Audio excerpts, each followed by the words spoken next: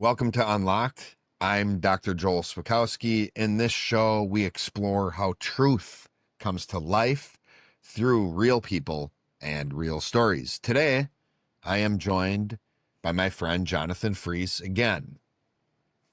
I will let you decide for yourselves whether or not this is a part two from him being on the second episode of this show. We didn't quite finish his whole story the first time, but what we did here was an epic story. Again, that happens today. There's this epic story. Will we get through the rest of it or not? You'll have to see. But yes, it's a continuation, but what we covered today is also a story that stands on its own as well. It's a great one. And yeah, he's doing great work in ministry and is one of the most caring men I've ever met. I'll let you hear for that yourself. Let's dive in. Hey, Jonathan, welcome to the show again. How you doing? I'm great, man. I'm a little bit more fat and a little bit more tan than the last time you saw me. Yeah, you do look like you've been out in the sun. Yeah, Nice. just came back from vacation. So we were with my wife Morgan, her family. They go to the Caymans every year, and we get to go, and it is always spectacular. Yeah, the stories are always great and well-deserved, well-deserved, especially this year. Especially this year. It was one of the best trips we've ever had. Yeah, Yeah, well, like you said, well deserved. yeah. And I Yeah. think as we tell this last leg of your story here, I think everybody's going to maybe understand why by the end of this, why it was well-deserved. Why is Jonathan so fat and so tan? Why is he Wait. he's extra. Like, wait, what do I have to do to earn getting fat and tan? Listen to the whole episode and you'll find out. There we go. I could Amazing. say it starts with the way the first episode we did together ended. Yeah. Well, first, like a big theme that we all learned about you through your story was this passion you have for impact and community. That was evident through stories from even being a child or being, a teenager, and a lot of that manifested through you becoming a musician and being in a band, right? Band would be a great way to make impact and to have a community and to be part of other communities. Big thing you learned though, when that started not leading you to the happiness you thought it would, was that a friend of yours helped you understand that you intrinsically are an instrument yourself. And if you play that, you can play it in any context. It doesn't have to just be on stage with a group of guys playing the drums. Which this led to you just wanting to help people. And one of the ways that manifested itself the most specifically was in your journey to becoming a man. And then as you're becoming a man, really being driven to helping other males become men. And it led to you developing a program that males can go through to intentionally step through becoming men. And you worked with John Lenhart on developing that program. And that's where we left off. And that was still like, what, 15, 16, 17 years ago? We're Whoa. talking, you were in your mid-20s still? I was. Wow, you really remember stuff good. Yeah, How do you do that? yeah, dude, Are you a doctor? Are you a yeah, doctor? I am. I feel like Yeah, that'd be a good skill if you're gonna remember things. I remember. When Yeah, I did you be a remember. doctor? I've been told I'm a chronicler. Oh, have you? Yeah, you've dubbed that name actually. Yeah, I write things down, I record things, and yeah, And if you that's ever need to find something, you just tell Joel. It's like, yeah. what's that sermon from 700 years ago? Did anybody write that down? Yeah, Joel's got it somehow. Yeah, just reach out to me. I'll find it in like 14 seconds. He's got a copy of the Dead Sea Scrolls underneath his bed. Yeah. So I don't have to memorize this stuff. I just keep everything. And I have records of everything. Oh So man, yes. so cool. Yeah, thank you for that. That's Yeah, I really good. mean, I Really good love summary. I know there's so much more to your story, and I do think that as I love how the last one ended, because it ended in this place of you immediately turning around and wanting to give to people what you had been given. So what was the journey? Where did you start going once this man program took off? And I know that's there's a lot more from there. Yeah, so by this point, John and I we were thick as thieves, right? Yeah. We are doing man stuff together. People are already scratching their head, going, "Why are these two friends?" Yeah. They're like, it didn't Very really different. so different, right? Like people think that you and I are different. I think that John and I are just like one step further, because he's old, and Oh yeah. so that gap is it makes it even more different. Um, so at this point, John and I are working together and doing the man stuff, and it's going incredibly well. It was absolutely a season of healing for me, being at home and learning all of this Oh stuff. yeah. And my parents helped give me the space to heal, and uh, I started getting involved at this really big church in the Chicagoland area called Willow Creek, and I started playing drums reluctantly on their worship team. And now it was one of those full circle moments. Like I started playing drums in youth group, and now here I am after being on the road. Now I'm back in church playing drums in church, and it's like Yeah. part of me is like, I'm trying to escape this place. I'm trying to get out of this world. And Yeah. here I am. And my mom asks me, she goes, Jonathan, what else do you have going on in your life right now? She's like, why don't you go and play drums at the church? So I did. I met some of the greatest musicians I had ever played with in my entire life. And It's cool. it was wild. My dad will tell me stories from that time of playing on the church worship team where my mind was blown, and he would watch me have these moments of like, why is that the best player that I've ever played music with at church? And so that really helped me heal. Not saying, church is not for bad musicians, like people who have failed musicians like myself who are back playing in church. It's like, wait a minute, these guys are successful musicians playing at church as well. That So can be that, the perception though, right? Like it would oh yeah, be for you at that moment. for me it was Musically absolutely that. felt like a backward step, but wasn't that at all, was it? No, so now I'm back. So now I'm back in church, and I'm playing drums in church, and with the best musicians I've ever played with, which was such an education. Yeah. And then, um, I get invited. So I'm in Chicagoland area. I get invited to check out the home church that was happening at John and Laura's house, Yeah. and that's when everything changed. I think for me, like first of all, everybody came down to visit me while I was playing at that church, and I thought that was a pretty incredible thing that a group, I think it was probably like 6 to 8 of them, all came down to visit me because we were getting along and we were starting to talk and share, and I was just interested in more people that had more of what I was learning that was helping me. My friend said to me, "What, Jonathan, you're learning all of this stuff. How would you like to be involved in a whole community of people who are being instruments like you are as well?" And Yeah. it's like, yeah, what a salesman. Hook, Yeah. line, and sinker, right? I'm in. So I'm in. They came down to visit me, and then eventually, what I started doing is I started playing. I went to the home church, Yeah. so there were weekends that I went to the home church, and then I would play on the worship team at the church. So I Like was like Sunday. week on, week off type of thing, or I'd play a Yeah. few weeks and then didn't. And what I was doing is at the home church, I was learning so much. Yeah. It was so intense. Like I just remember in those early years of the home church, it was like, it felt to me like a fight could break out at any moment. Like people would just start yelling and arguing with each other.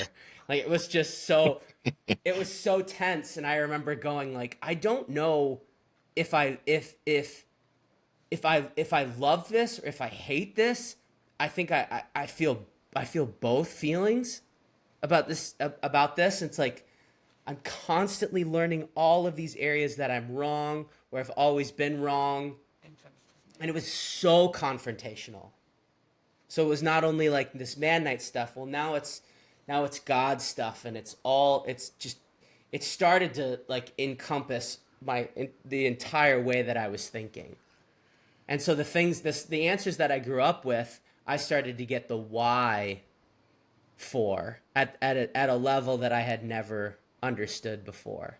And things were explained to me that I thought we were going to find out later. We'll find out in heaven those answers. Well, Yeah. there were certain answers that I was getting about myself, about other people, about how God works and how he functions that I never thought you could even know.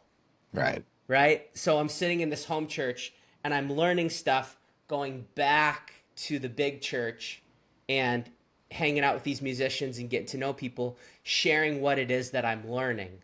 And people were just going, wow, Jonathan, like this is incredible. The leader that you're becoming. And so eventually my desire to play on the worship team started to become less and less and less. And my desire to be a part of this community and travel and learn and grow and interact with this people started to grow. Yeah.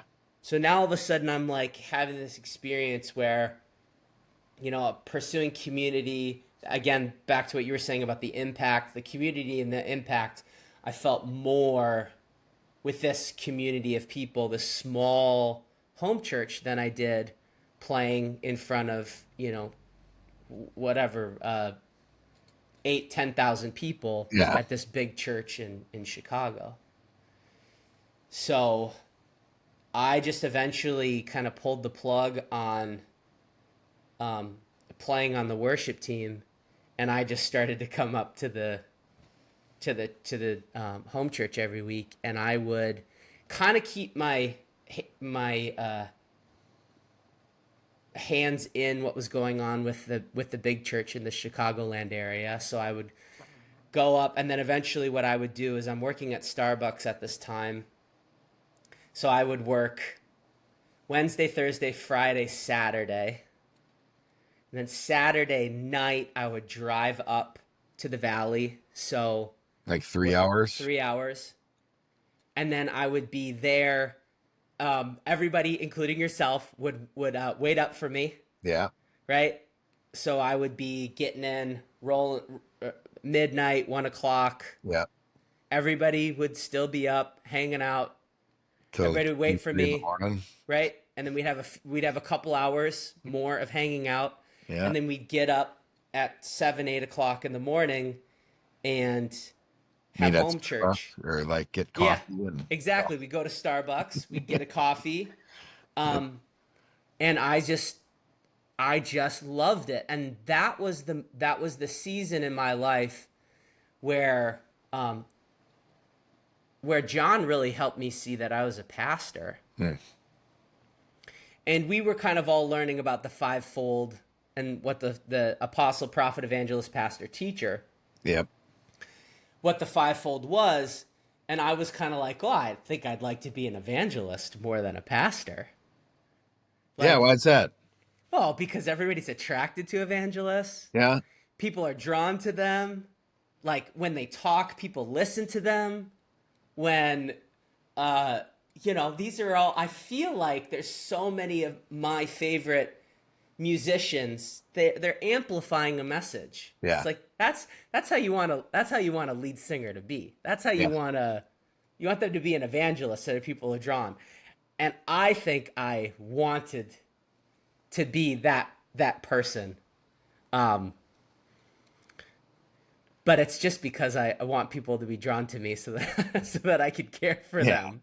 Yeah. Right. And so my buddy said to me, Jonathan, do you want to be a chapter in somebody's life, or do you want to be in every chapter in their life? Like, do you want to have, there's Walk one away. big moment that Yeah. Jonathan was involved, like that you helped me with, you know, that you helped them with, or would you like to be in every chapter? So in this season of my life, this is how Jonathan helped me. And then in this season of my life, this is how Jonathan helped me. And then in this season, and I was like, Yeah. I think it's the every chapter thing. But was that what you experienced from pastors in your life? Though, I mean, like what? No, I was kind of offended when it was Yeah. told to me that I was a pastor. Yeah. Um, there was two types of pastors that I was used to. There was the bully pastor, who's like the CEO in the organization, Yeah. right? Okay. He's just making stuff happen. He's just being a bully. He's, you know, corporate, nickels and noses, you know, counting people. He's just a boss. And he's very ambitious and he's very aggressive. And he's got a vision from God, and if you don't align with that vision, you will be executed. You know, like just again, CEO of a corporation. There was that pastor. And then there was the other pastor that was really soft and really gentle, really enabling, like just kind of weak. Wasn't gonna step in there and, you know, make stuff happen or take responsibility. It was just like he would shy away from conflict. Okay. So there was a very aggressive pastor and then a very, you know, enabling pastor. And so I really only had those kind of two in my head of what it meant to be a pastor. And I didn't want to be either of those people. Right. So, you know, I didn't want to be a victim. I didn't want to be a boss. I didn't want to be a bully. So I don't want to be a pastor. And that's when John said to me, well, why don't you think of being a pastor as somebody who cares for people? Why don't you think about a pastor as somebody who protects people, who walks alongside people, who watches to make sure that they're growing and is caring for them and just loves them. Yeah. He's like, I would call that a shepherd. And I was like, I like that. I like that word. Yeah. I like the shepherd word. And you know, John was like, well, yeah, a shepherd's a pastor. That's where that word comes from. And I was Yeah. like, oh, okay. Nice. Okay, let's give it a shot. So Yeah. I started leading at the home church like really early on. Yeah. Very early. Yeah. And, you know, I'd be asking questions to people because that was the format. The format, Joel, of those home church, that they were amazing. They were such incredible community building experiences, right? What do we call it? The nugget and the log? Yep, a nugget, a 5-minute teaching. Boom, Nugget. 5 minutes. Little nugget. Little nugget, Yeah. a little nugget of wisdom, right? A little teaching, a Yeah. little Bible. Boom, just enough context, enough teaching. Why? To support a log. And the log was like a log for the fire. Yeah. And the fire was a discussion. And the discussion where everybody, so the log was usually a question. What are you afraid of? Who is somebody who loves you? Yeah. You know, Who can confront you? How's Yeah, your fellowship with God? Like all of these questions. Yeah. And sometimes they were kind of off the wall, sometimes they were confrontational, and sometimes they were, you know, kind of fun and novel. What was your Like, favorite summer activity as a yeah, kid? how would you Yeah. how would you describe the experience that people get when they're hanging out with you? Yeah. Right? Like, what do you and how have you changed, and how would you like other people to see you as changed? Right? Yeah. All these questions, and they seem so small. And I would be coming up with these questions, you know, every week that would help work with what we were learning and where we were going. And the answers that people were sharing they were incredible. It was a addictive experience. Yeah. It was addictive to sit in this room of people, have everybody answer the same question, get to know everybody, And this small question ends up with somebody like just bawling their Oh, yeah. eyes out, Inevitably. right? And you're like, what? Uh-huh. What's the best gift you got for Christmas? And then just, somebody's crying about something. And then that's when I learned from you, it doesn't matter what we're talking about. You're right.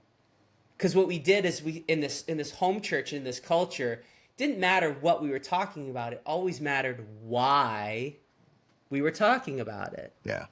Right? Like, what is your favorite color is a great question, but why is that your favorite color? Now we're getting down to it. And there was a lot of why questions. It was a very why driven community.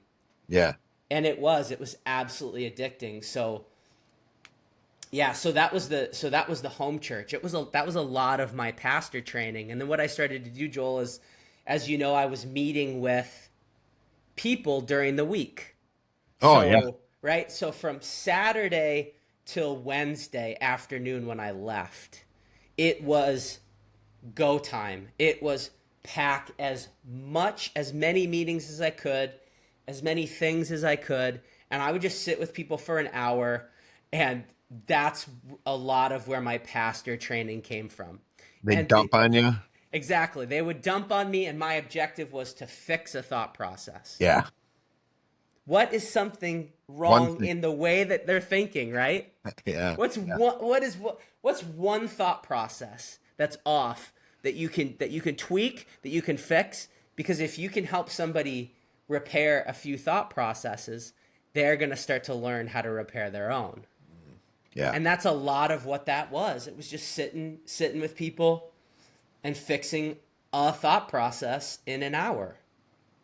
And then having the next meeting, and then doing that same thing the Yeah. next hour, and doing that. And at one point, I was meeting with about 30 people A week. a week. Yeah. Yeah. Yeah. I would jam them into those days. Like 4 days. Exactly. Yeah. Yeah. And I'd be like, okay, when are we gonna meet? I'm here till Wednesday. When are we gonna meet? And it was full on. So. This was an addicting experience. This was a growing experience, and then eventually, I knew that the door closed for me at the big church, and I was going to move up to the valley when I brought. So I had been learning a lot about doctrine, and I'd been learning a lot about how the foundation of everything that we believe is words and definitions. Yeah. Like if you have the right word and the right definition, you have power. Yeah. And so that's what like the foundation of the home church really was as well. It's like, let's learn a word, let's learn its definition, and then let's use it this week. And a lot of us were seeing a lot of changes in our lives. And so what I started to do is I started to share this, and I was asked if I would lead at the big church in Chicago a group helping leaders, college-aged leaders, learn how to think. And I called it the How to Think course. Yeah. And all it was that, words and definitions. Yeah. Let's learn these 6 words. Let's get together, learn 6 or 5 or whatever words. Here are the definitions. Here's the scripture that supports it. And we're only going to read our Bible and bring our Bible. I'm going to teach you guys what I've been learning, and let's see how it goes. And I think the group went from 12 to 6 to 4 to 2. And there were 2 leaders that actually I ended up taking through this course. So, just because you have a big church doesn't mean you have a quality of leaders. But these 2 leaders I brought through were absolutely drained at the thought that all we were going to do was study the Bible. They're like, oh, I hate the Bible. Yeah. It's so annoying. It doesn't make sense. It's so big. And then every single week they would read it. They would learn these words, find it in their Bibles, understand how to interpret scripture. and they started to love their reading their Bibles. And one girl said to me, Jonathan, I feel like I'm reading the Bible with a highlighter when I see that Because of the word. definitions. Exactly. So I was so excited about this How to Think program that I had about 20 or so meetings trying to get to the senior pastor of this big church and offer him this course. So I wanted him to Right. have this How to Think course. I went I went from meeting to meeting to meeting. So I connected with somebody I knew and I said, "Hey, would the senior pastor want to know about this?" Yeah. And I would explain to them, "Here's the class that I taught." They would go, "Wow, that sounds amazing." And I said, "Do you think the senior pastor would want to know about this?" They're like, "Absolutely." Of course he. And I would say, "Can you get me a meeting with him?" Yeah. And they would go, "No, but maybe that person could. Yeah. I think that person will be able to get you a meeting." And then I'd meet with person B, and I'd give the same speech to person B. "Wow, oh, Jonathan, are you kidding me? Can't believe you're learning this. Great. Do you think he would want to know?" "Yes, absolutely." "Can you get me a meeting?" "No. Who can?" And then what happened was, as I went through all of these people, and the last person I met with said, "Well, have you talked to this person? Have you talked to this person? Have you talked to this person? Have you talked to this person?" And I was like, "Yeah, I talked to all of those people. They directed me to this. They directed me to that, blah, blah, blah, blah." And eventually the person said to me, "Well, Jonathan," she said, "I've been doing discipleship at this church for 25 years. And I'm trying to get a program into this church. But the only way it works is if you're successful outside of the church. And then you test, it's like the test market is outside. And then once it's successful, then the church will see it being successful and then they'll pull it in and then they'll use it in their church." And I was like, "Okay." And she said to me, "It sounds like you're like in the parable of the sower. You're the person who's sowing seeds. You are the sower of the seed." She goes, "Go to the land where the seeds are growing. And if you still, if you're successful, likely you'll get a call one day from that church saying, 'Hey, come and use the program.'" So I, that's what I did. And I decided That to was kind of the move. way to leave to leave and feel like you got the blessing from the church, is that I was basically encouraged to go find good ground to sow into, which sounds like the home church was that community, right? Oh, the home church was nuts, man. And it was so good. And so I ended up moving back to the valley to be a part of this home church and to be a pastor of this home church. Which was what, And 5 miles, 10 miles from where you grew up when you moved here to Hortonville. yeah, pretty much. I mean, everything was really close. Yeah. It was Yep. really, really close. So again, it's one of these full circle Yep. things where now I'm like, I want to go and be a part of the church. I want to serve the church. Like I can't. I mean, I wanted to serve the church more than I even wanted to play music. Um, so yeah, it was just I felt great coming back to the valley and just throwing myself into this home church and throwing myself into, like, while I was involved at the home church, we started a ministry. We called it the Deeper Why Ministries. Yep. Again, very much the mission is and was developing people into their true selves. Yeah. And that's what we did. And so I took all of that information that I learned by helping those girls. John, I don't know if I've ever done a project without John being involved somehow.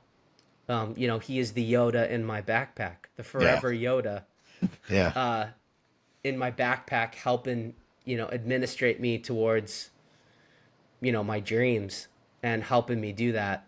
I always say that one of the awesome things about John is he's a producer. He just whatever project you have going on. He's going to help you produce it. Yeah.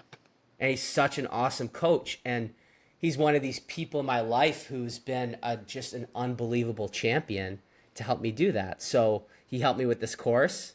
He helped me learn how to be a pastor.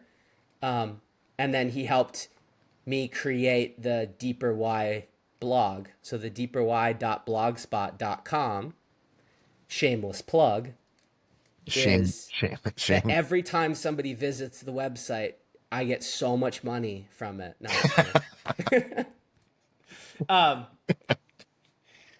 and I have a doctrine blog that is literally from that. The How to Think that course. Time, it's all there, and my story's on there, and how it all came about. It's all on there, so you can people can read that if they want to get into more detail about that season. But yeah, man. So the Deeper Why Ministries, we started to, when we were involved with this home church, we were trying to figure out if we were supposed to be a real church, instead of just a home church, instead of just a fun church, because church needs to be a real church, right? And it was very it was like our secret, wasn't it, Joel? When it was a home church, like people would come and people would be invited, but so much of it is, I just feel like that was my education. That was my school. That was my Bible school that time. There was a whiteboard sitting in the living room at every service, right? That was the type of church it was. Yeah.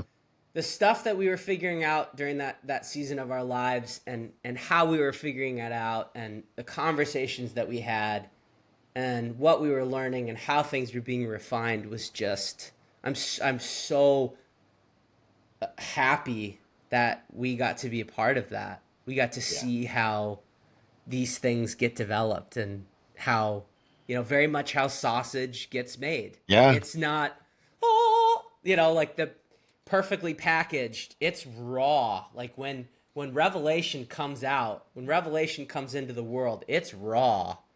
And it makes people mad. Yeah. It makes people upset. And so that's where it's like the stuff that generally I've been involved with, you've been involved with, it's not a shiny package that's really attractive. It immediately has this effect of pushing people away. Like it just does that. It almost feels like it repels you. And so that push, I think over the years of like, ooh, where am I that resistance?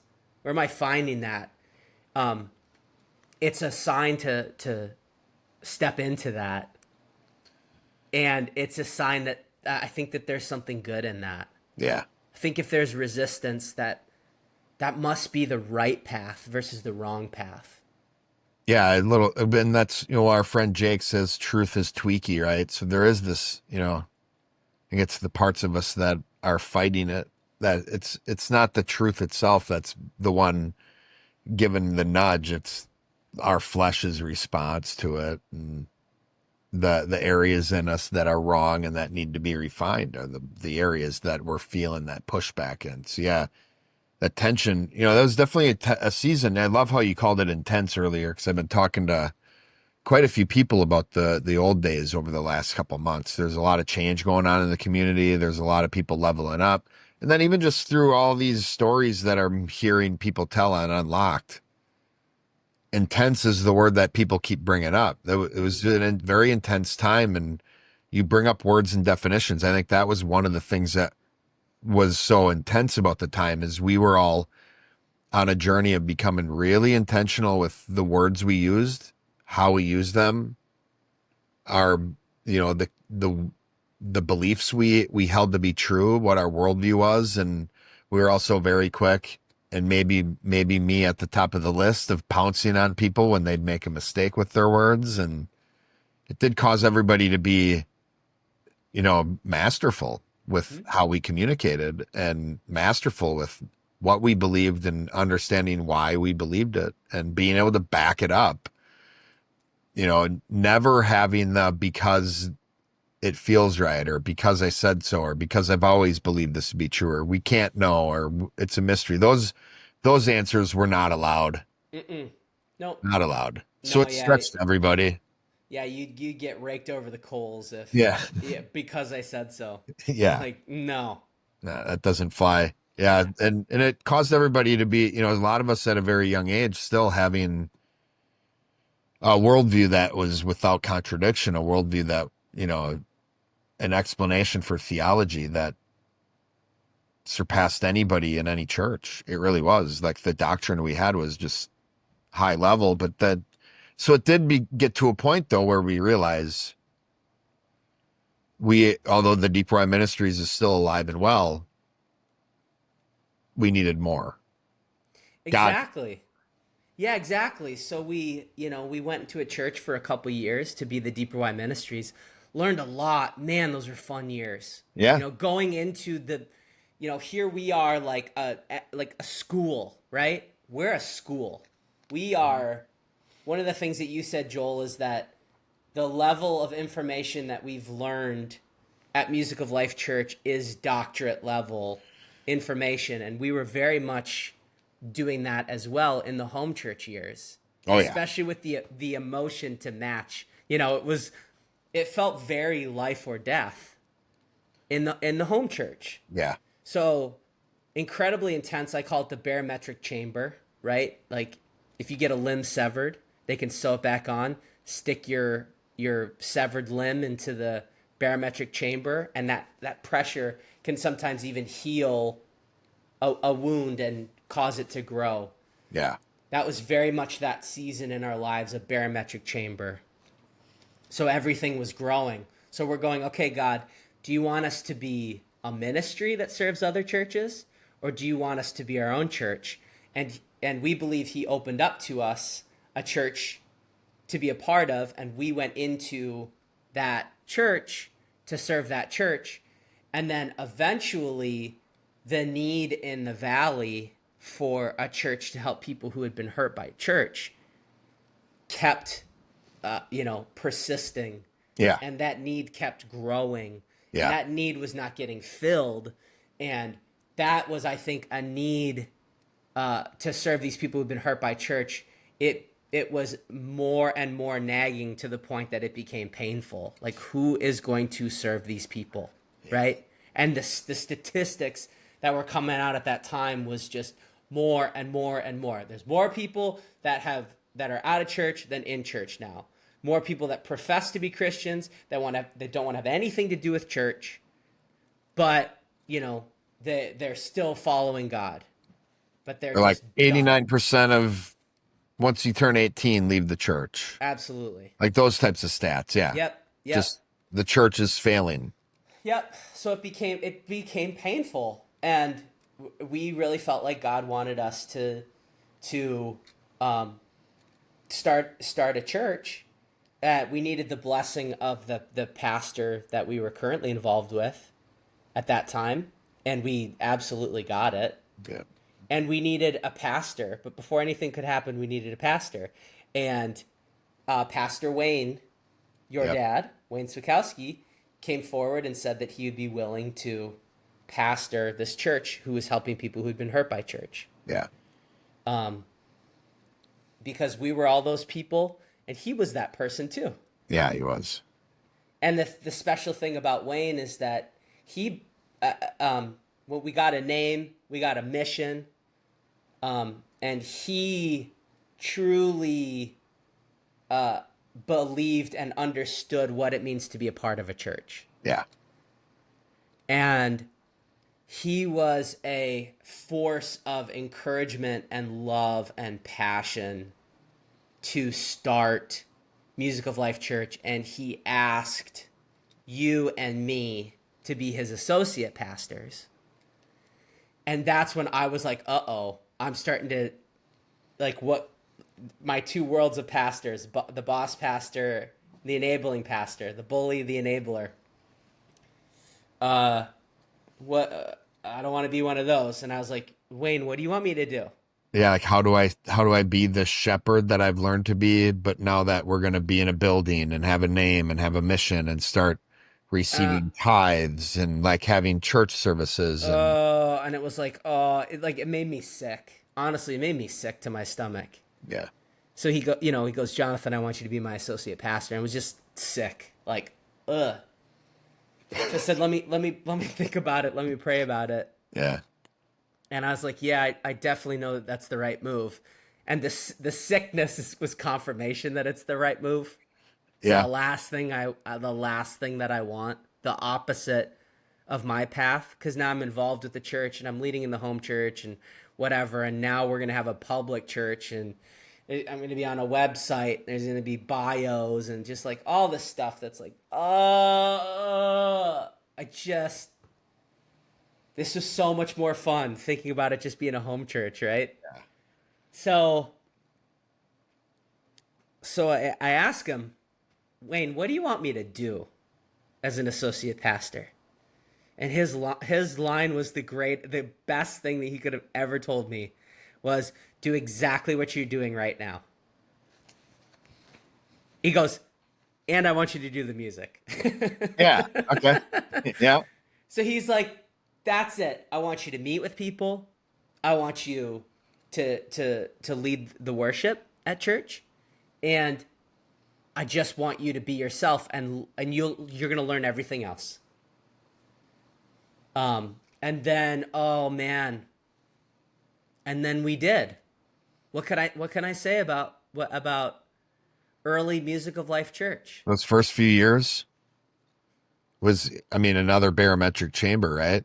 It was, man. Wayne's the only one who had experience really running a church, man, like the behind the scenes, what it takes to lead, what it takes to do all the stuff that you don't have to deal with in a home church, right? Man. And he put a lot of trust in you and me, and I think where he likes telling the story because he chose you and me as his associates because of the work we were doing in the home church, Mm-hmm. and he trusted that we'd care for the people with him.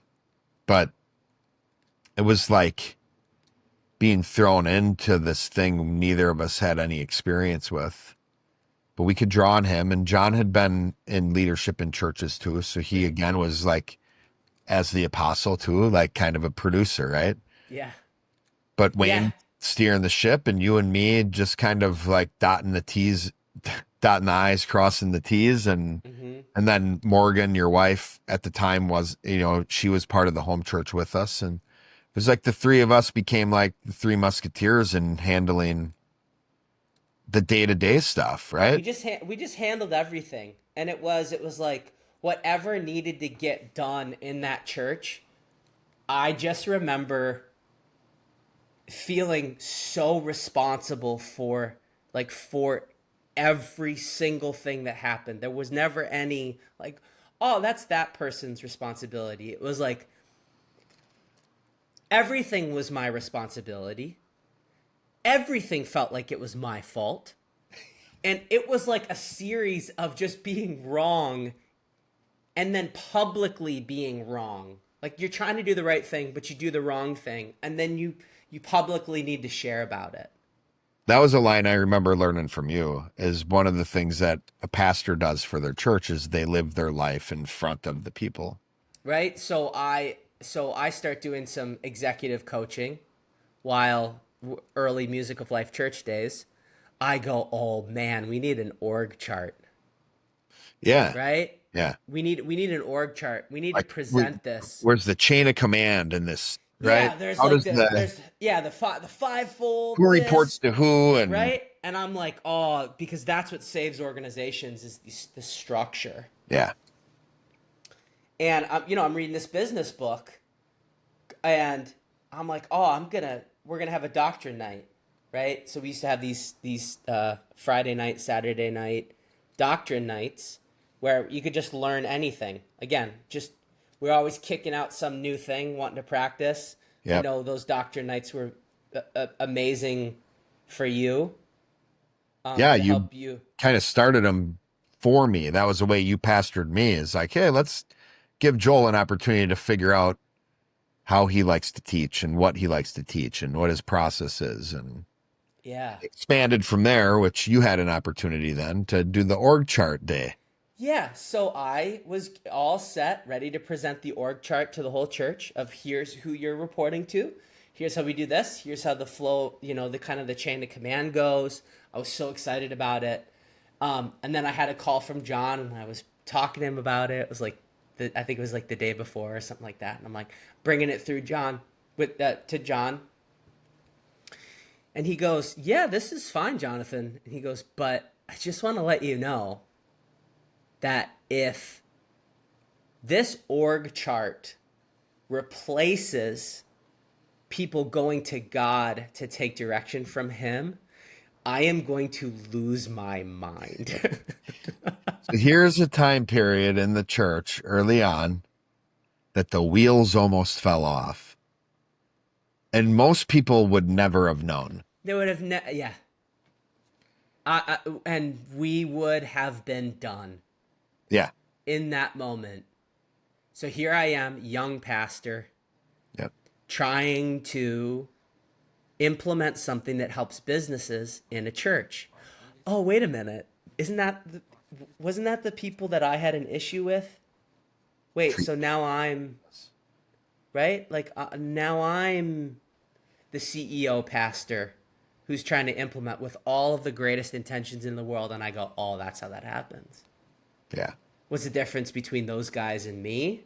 Well, I got people in my life who just will level me. And when John said that to me, it was the perfect thing just for me because it caused me to just go, I very much like I'm walking a fine line of judgment, the knife's edge of judgment that if I take one step off, I'm going to go down the same road as everybody else. And so what does the doctrine night become? Well, the doctrine night becomes me confessing how I almost ended the church. Yeah, you still did the presentation, but from a very different angle. And I said, here's the org chart that we're going to follow. Talk to God. Yeah, I Take remember direction writing from it on God. the whiteboard. Here's That's it. you, and then it was an arrow. Instead of up to some other person, it was up, and it was just God. And the way to implement the org chart, hey, it's good to know who you work with in case you need help hearing from God. That's it. Exactly. Right? This is all about hearing and taking direction from Yeah. God. Oh, it was And that was incredible. it. And then I said, you know what? I'll be on the org chart. And I drew a line right beside the person. Oh, yeah. And I said, and here was me, right? Here's Jonathan, associate pastor. If you guys ever need anything, you can come to me. Yep. And I should be able to facilitate you hearing from God again. Yeah. But I'm not going to tell you what to do. I'm not going to make you do something. I'm just trying to help you hear from God and help you know what it is that God wants you to do. And that was the org chart. And I was like, holy smokes. Like that will forever be a story that I'll tell. But it doesn't happen. That story doesn't happen if a lot of things aren't in place. Like because we're a fivefold church, because we have an apostle hanging around, we can be confronted as pastors by the apostle. And I know that there's a lot of churches that don't recognize apostles, that they say that those gifts are over. But what if that belief is tied to the fact that we don't recognize apostles? And the apostles aren't acting the right way, and the pastors aren't drawing on that wise counsel. So I feel like that has absolutely kept me safe and has kept me and you down that down that straight and narrow path, because there's always somebody that's there to confront us. If we're off, then you can always go. I'll tell you who you can go to, who can come and correct me when I'm off. Yep. Somebody who's essentially not directly in the org chart who can confront the person at the top of the org chart. Right. Right, exactly. And it's Peter, Peter's off course. Apostle Paul shows up and confronts Peter. Yep. Exactly. So that's the way that looks, right? Timothy's off course. These churches are all off course. And Apostle Paul's there to straighten them out. Why did we stop doing that? why did we say that that was done? It's like and I get that a lot of people like to appear like they have a wise counsel, that they have a board of directors and all of that, but I just don't see it, because I was fully convinced that what I was doing was from God and for the benefit of the flock. And because of what John said to me, I stopped dead in my tracks. Yeah. No, whoa, whoa, whoa, whoa. What do you mean? And I was like, what do you mean by that? He's like, well, this org chart could replace people hearing from God. I know you're doing the right thing, and that was the whole conversation between him and I. He didn't just say, that's going to piss me off and hang up the phone. I was like, wait a minute, explain this to me, John. Like, back me up. How does this all work? And he could explain it. Well, you're placing, people need to know who they need to talk to. Are you questioning that? And I was like, oh, no, I know people know who to talk to. I know people know who their leader is. And he's like, okay, so then you're basically saying this is the structure of the church, and you're removing, the everybody's step one being God to their step one being, their direct report, like a business. Right. And he has a ton of business experience and tons of church experience. And it was like, wow, man, I'm so grateful to have that. So, oh man, Joel, what else could I say? Man, I think at this point, I'd love to ask you one question. I want to wrap up this one again, and we'll have to do another. No! There's too much, man. I'm sitting here like, Oh. we're still, like, Wayne's still the pastor, dude. Is John going to give you a bunch of crap for not finishing? Another one. Hey, John's got a whole series going on right now. You can just throw that. We just call this a series. But Jonathan, early Don't feel on, bad. It could have happened to anybody. I love it. I love your story. And we have a nice arc here. The church started reluctantly at some way for you. Oh, 100%. I remember there was a time period, probably year 5, where I was talking to you about not knowing if I should do like a Thanksgiving themed service or not. Do I need to do a special sermon for these holidays and all that stuff? And this, at this time, I'm senior pastor, right? And Yeah. And I remember your advice was stay on the path. It's like, okay. And I still use this. I've used it this year a few times to help people. Like, you have some dream or some vision of what your life could be. And so often we're so quick to just go and try to grab it, where it's like, if that's what God wants for you, he's going to tell you about it on the path you're currently on. That's where God speaks to you, right here. So just stay right here. And if he tells you to turn, he's going to tell you to turn right here, which is so great. And I remember the reason I bring that up is the commentary behind that was like, we're finally at a place where we're not in any hurry to like make anything happen. We're kind of at this point running really well as a church. We're settled in. And there was a line you said to me where you're like, yeah, we're not coming to church every week wondering if this is going to be the last week we have church. Like, everything's going to fall apart. Absolutely. Now, that wasn't necessarily how I think I was always like, had a different frame of mind. I was always very much like, I want to be in full-time ministry for different reasons than you and with different giftings. So as we wrap up here, can you just kind of talk about, like, I feel like to close this arc for this episode, when was it at Music Life Church where you're like, the confidence of like what we're doing, why we're doing it, how we're doing it is really making a difference?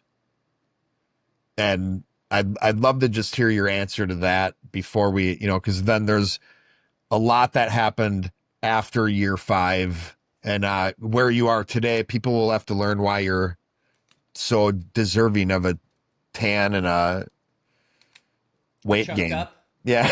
Chunk up. A bulk, as they say. Yeah, bulking season. Yeah. I like that. Yeah, bulk. So yeah, when was it? Like, what was it at Music Life Church where you finally were like, okay, I'm I, not reluctant anymore? yeah, I think a lot of what it um, was I was seeing people that even were involved with the home church, uh, growing in intimacy and connection and boldness in God more than any like thing that I had seen before. So what I was witnessing was very much also a culture of discipleship, Nice. and the home church was great. I think that the purpose of the home church was to help solidify our core, Yeah. like our very initial core. Like we needed the home church. Yeah. We needed to get to know each other.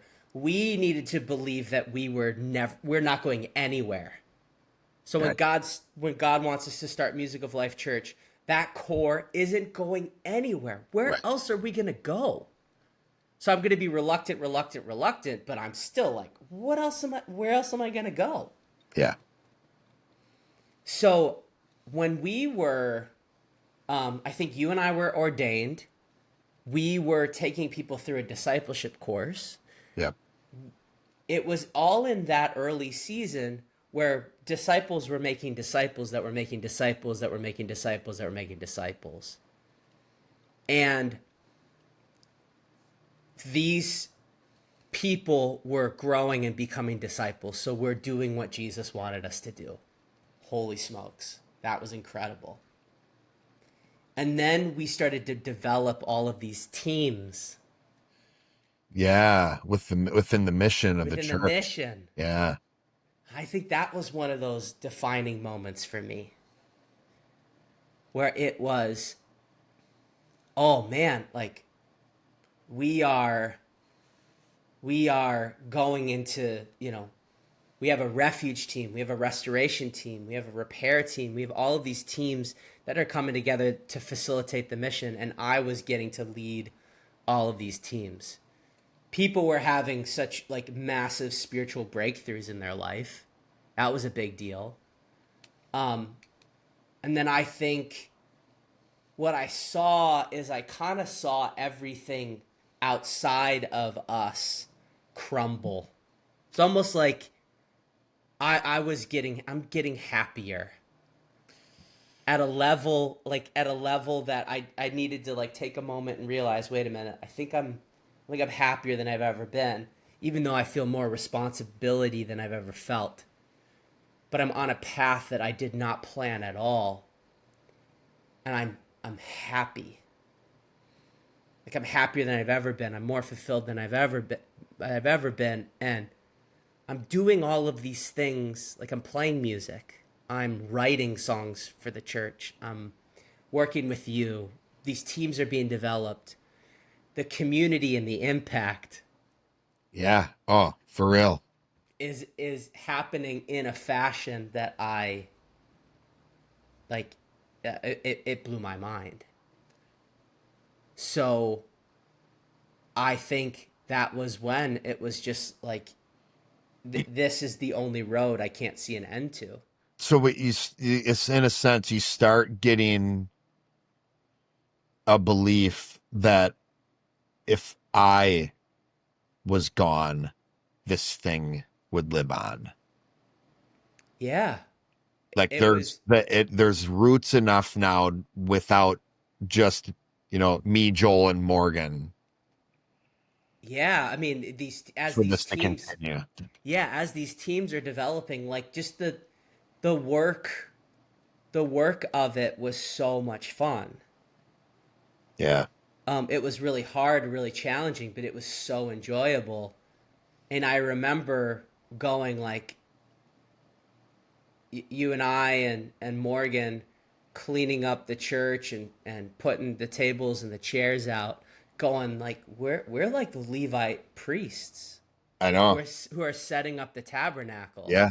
And I just had this feeling like, oh, I'm doing the Bible more now than I've ever done it. We are in Bible times. Yeah, Yeah. and it was very much that way. So I think it was this progression of just the more the deeper that we got, the more fulfilled I became, Yeah. and it just grew so that six people in the living room are now 20, 25 people in this daycare, and we're getting to live the Bible.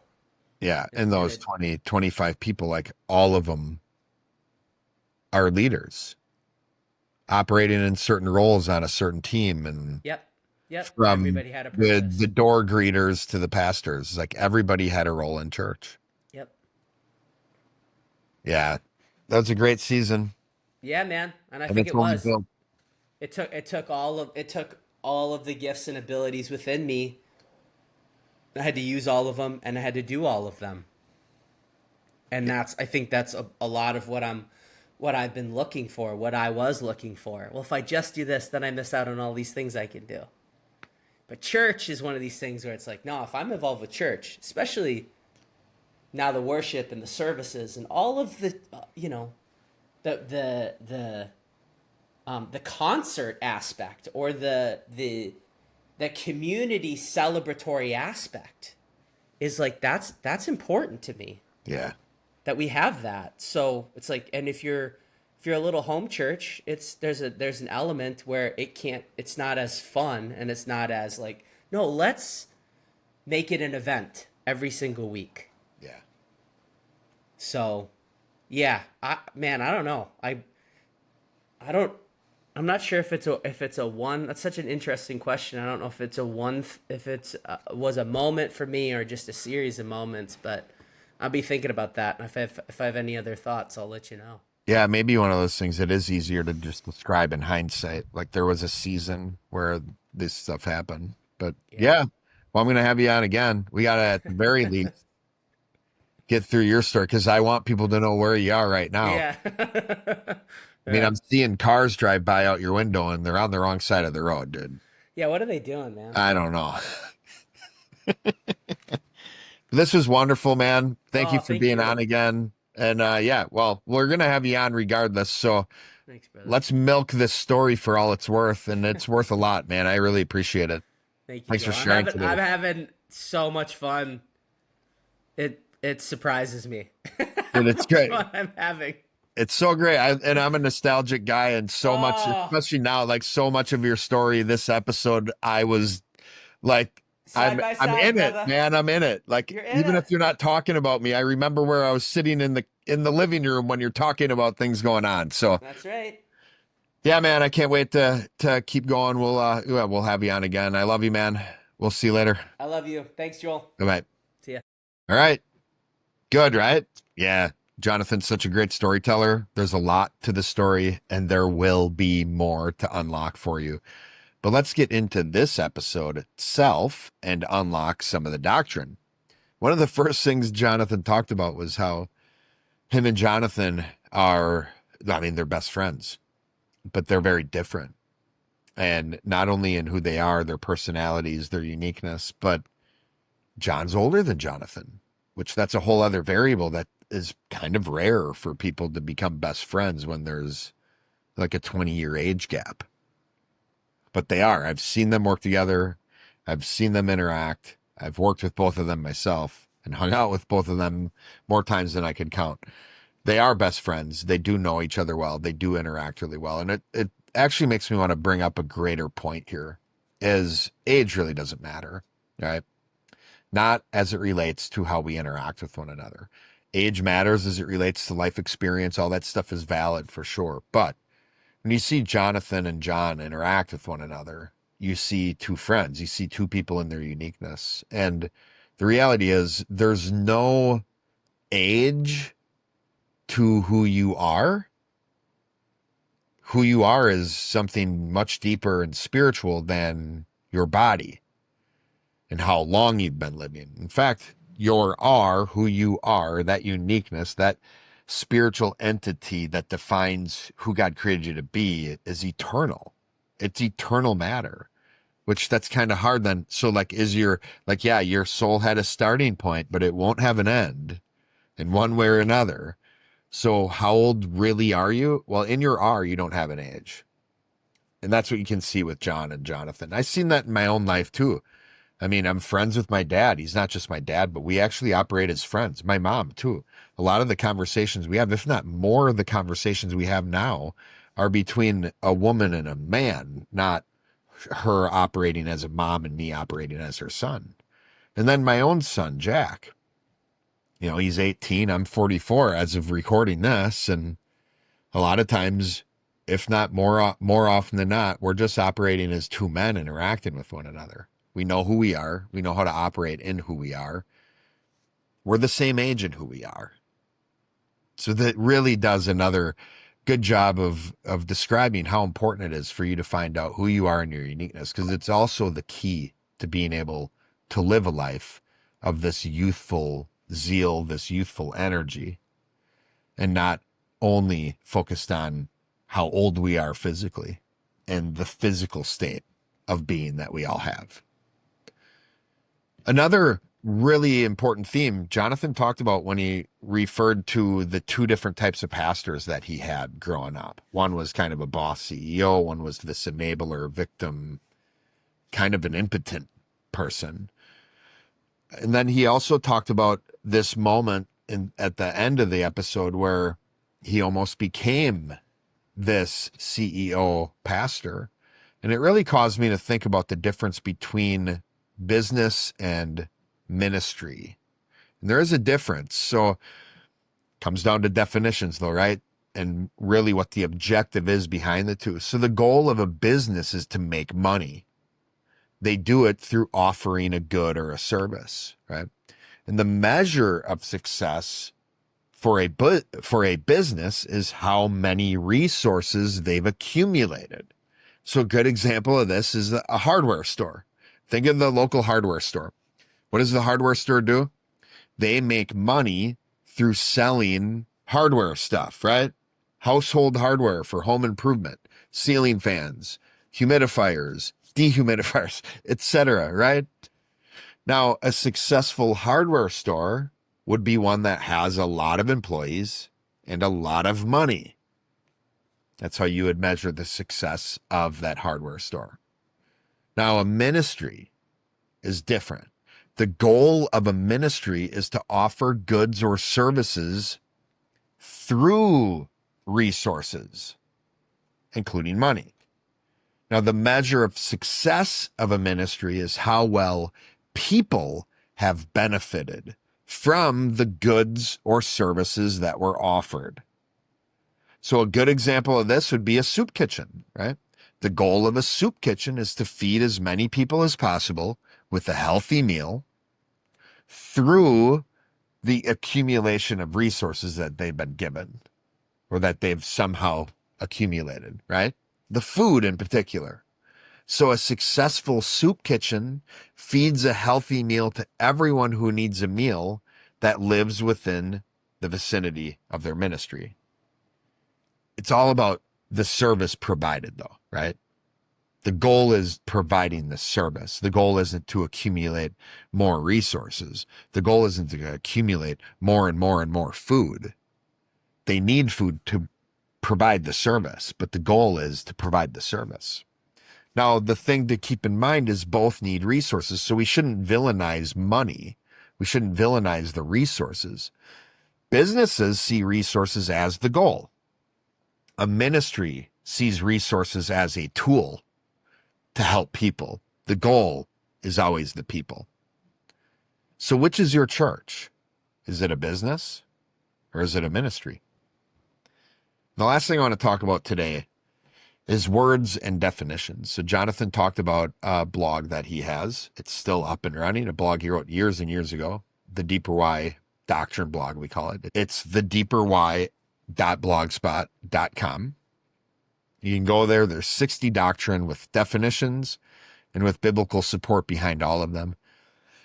One of the things that he highlighted, or that was highlighted to him, is a woman who he was helping with the words and definitions. She said having these definitions to these key words caused her to feel like reading the Bible was like reading it with a highlighter. It was really making these things pop and stand out. I just wanted to give you an example of what that can look like. Because Hebrews 11:1 is a great example of a Bible verse that within it gives us a key doctrine, faith, and a definition of it. So that that Bible verse says faith is the substance of things hoped for, the evidence of things not seen. So there's actually two versions of faith. Faith is the belief in something you can't see, the evidence of things not seen. So for instance, gravity, right? Do you believe in gravity? Have you seen gravity? Now, although you haven't seen gravity, not as a cause, you have seen the effects. It keeps us planted on the earth, right? Magnetism is another good example. Can you imagine what people thought when they first realized that some rocks attracted or repelled other rocks? How would they have been able to explain it? So we do not see magnetism, yet we believe it exists. Why? Because we see the results of magnetism. The objects being attracted and repelled aren't themselves magnetism. They're not the causes. And electricity is another great example of a cause that we believe in, even though all we see are the effects. Now, although you see the effects, you have faith as to the causes. We can't prove the causes by seeing them because the causes can't be seen, which is why it takes faith to believe in these concepts. We can't see God. It takes faith to believe in God. So the second version of faith is a belief in something that has yet to happen, which is the substance of things hoped for. So how do you know if someone believes something will happen? Well, their actions will prove if they believe it will happen or not. Faith is proven by actions, not solely on what is said by a person. In fact, true faith is demonstrated by actions and quiet confidence, not yelling and screaming in order for me to convince you or others that I believe something. For example, do you believe the sun will rise tomorrow? Yeah? Of course. If you didn't believe it would, you'd be spending your time making other arrangements. You probably wouldn't be listening to this episode right now. Now, notice when you ask this person, do you believe the sun will rise tomorrow? The answer is a quiet, calm response. Of course. Yes, I do. I mean, how silly would it be for someone to yell, I believe the sun will come up tomorrow. Yeah. In response to this question. It'd be silly, and you'd probably be wondering, has the sun not risen for you every day of your entire life? What part of you is not expecting it to tomorrow as well? So really, faith is a belief in something you can't see, either because the thing itself is invisible, like God, or the thing has not yet happened, like our salvation. We aren't technically saved yet because Judgment Day hasn't happened. So those are two things that really help us unpack what this faith is. And when we understand that faith is the belief in something we can't see, now we can read those passages in the Bible and we can understand how to apply them to our lives today, which that is what makes the Bible feel like it's being highlighted to us. So do you know what you believe? Do you know why you believe it? That's it for today on Unlocked. I'm Dr. Joel Swakowski. You can find Jonathan on Facebook, on Instagram. You can go to his doctrine blog at thedeeperwhy.blogspot.com. Go check out those resources. Reach out to him if you'd like. Thank you for listening. Keep seeking truth. Keep living it out. We'll see you next time.